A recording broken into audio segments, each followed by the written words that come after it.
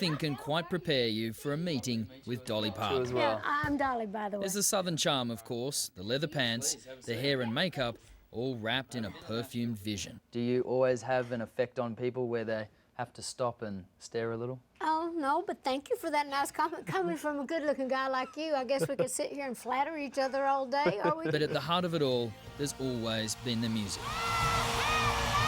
More than 3,000 songs, 25 number ones. 41 top 10 country albums. Dolly Parton has provided a soundtrack to the last 4 decades.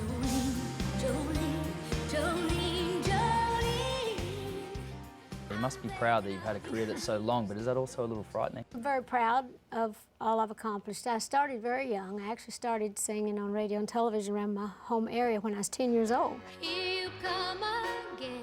Before the money, before the songs and the fame, there was a transformation in the girl from Tennessee.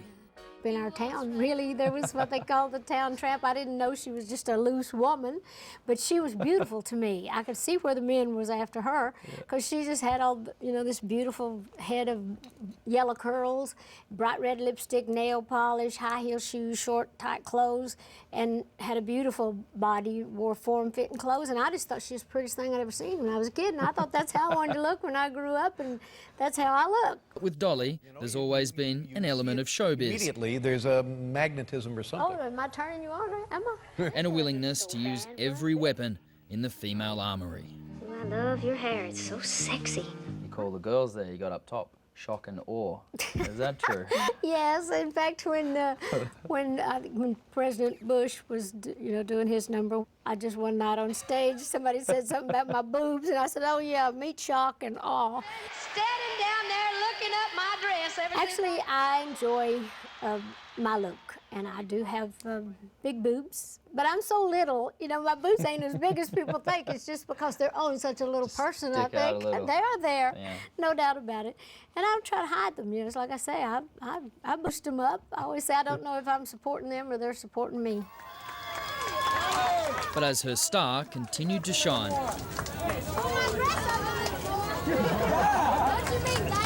and the songs, movies, theatres, and even a Dollywood theme park took off, she was reluctant to let the image fade. There is no such thing as natural beauty. So at 65, Dolly remains Dolly, thanks to the surgeon's knife. Just like people take care of show horses and show dogs, you kind of keep them clipped, you kind of keep them trimmed, you try to keep them ready for show. So I always laugh and joke, but it's the truth that I say if I see something sagging, dragging, and bagging, when it gets past a certain point, I'll say, well, I'll have it nipped, tucked, and sucked. I have no problem with that. I'm a showgirl. Could I ask, and if it's too rude, just tell me, how many times that you've been under, say, general anesthetic? It's too rude. I think you need to move on now, Denim. For a very public person, she's managed to stay partly private. Married 45 years to Carl Dean, a man rarely at her side, which leaves Dolly to fend for herself. What would have been the strangest proposition that you would have received? Because I imagine you would have got tons. Well, I still do. I may be married, but I ain't dead, and I ain't blind. Handsome Denim. You've been drinking early this morning, come on. No. The last time Dolly did Down Under, it was 1987, and Kenny Rogers was along for the ride. It's been 30 years since you did a solo tour in Australia. Why have you made us wait so long? Well, it ain't exactly like you can just pack a little overnight case and say, well, I think I'll go to Australia for the weekend. It's a long ways. And yes, you can expect her most requested song. Tumble out of bed and I stumbled to the kitchen.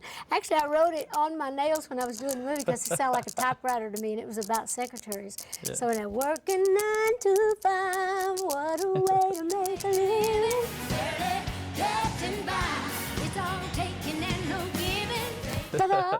We may be getting older, but... I'm not going to sit here and give something away I should be getting paid for. I don't see no money coming out of there. Oh, well, there might be. I need a few more verses. You think? She wrote it on her nails. Who knew? Such good fun, isn't she? That tour begins in Perth in November. Next on A Current Affair, tracking down people smuggling's Mr. Big. Even if the person dies halfway, we still get